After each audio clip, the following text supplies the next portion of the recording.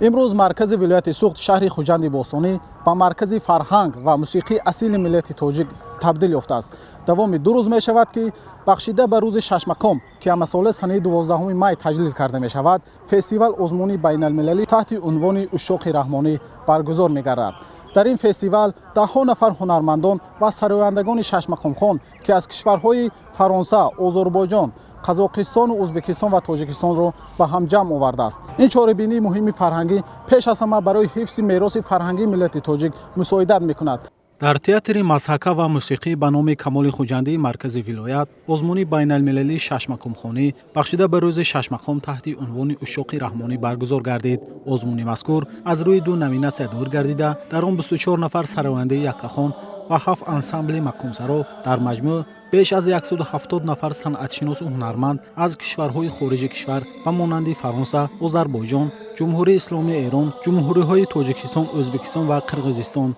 شرکت ورزیدند. آزمون رمز احترام و قدرشناسی از خدمت‌های بزرگ اساسگذار صلح و وحدت ملی پیشوای ملت پرزیدنت جمهوری تاجیکستان محترم امامعلی رحمان در سمت حفظ و رشد فرهنگ و صنعت ملی به حساب می‌رود. بسیار فکر میکنم که لایق به تذکر و دستگیری است که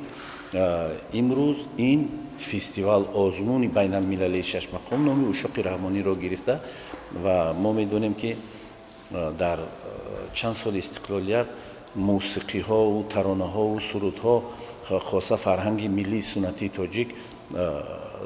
رشد کردند و رشد می‌یابند.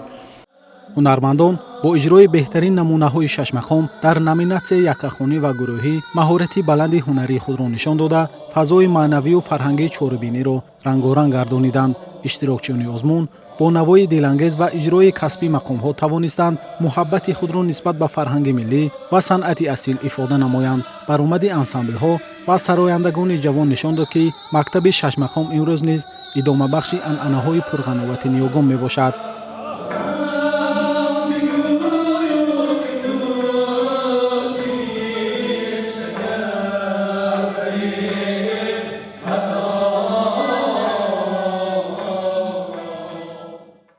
جایز به قید است که فستیوال عزمونی مذکور با تشبث مقامات اجرایی حکومت دولتی ولایت سوخت و وزارت فرهنگ جمهوری تاجیکستان دایر گردیده حجم عمومی جایزه ها برای غالبان $60,000 ایالات متحده آمریکا را تشکیل می‌دهد. محض در دوران صاحب استقلالی با دستگیری های دولت و حکومت و سیاست فرهنگ پرورانه پیشوای ملت صنعت ششمکم احیای تازه پیدا نمود. با تشبث رهبری دولت روز ششمکم تأسیس یافته برای رشد انسامبل های مقامسرا آماده نمودن متخصصان و معرفی این صنعت نادر در عرصه بین المللی شرایط مساعد فراهم آورده شد.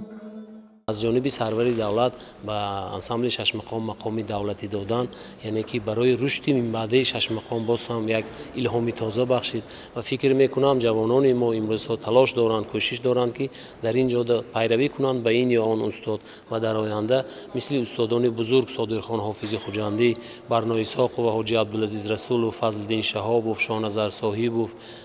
نیریا امینوف، بای محمد نیازوف، معروف حاجی بهادروف و دیگر ده ها استادانی که در این جاده زحمت کشیدند، سبک و اسلوب خاصه خود را پیدا کردند، در بین مردم شهرتیار شدند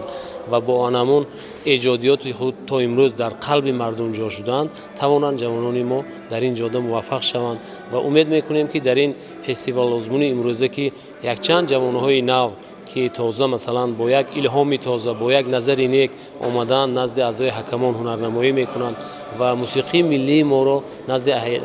هیئت حکمان و نزد مخلصان هنرنمایی میکنند. موفقیت میخواهیم. به گفته مسئولان برگزاری چنین عزمونها برای حفظ میراث فرهنگ ملت، تربیت ذوق زیبایی پرستی و جلب جوانان به آموزش صنعت کلاسیک تاجیک نقشی مهم دارد. فضای تنتنوی چاره‌بینی بار دیگر ثابت ساخت که ششمکم همچون گنجینه بی‌بهای فرهنگ ملی موقع خود را در جامعه حفظ نموده است.